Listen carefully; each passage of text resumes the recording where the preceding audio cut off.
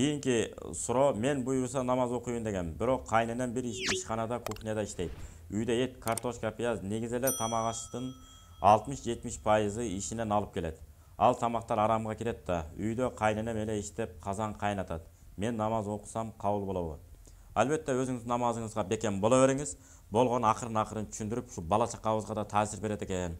Адалдан, таза эмгек менен алып келели. Же болбосо ошол ашкананын ээси баары мына тамак аштын азык түлүктөр ашып калып атат.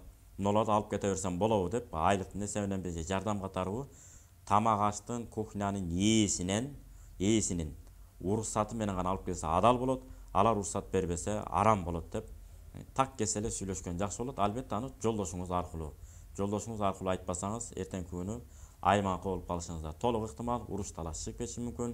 Ошон үчүн керегем сага айтам, келиним сен ук, угулум сага айтам, угулум сен ук дегенге кыргыз эли өтө бекем амал кылган.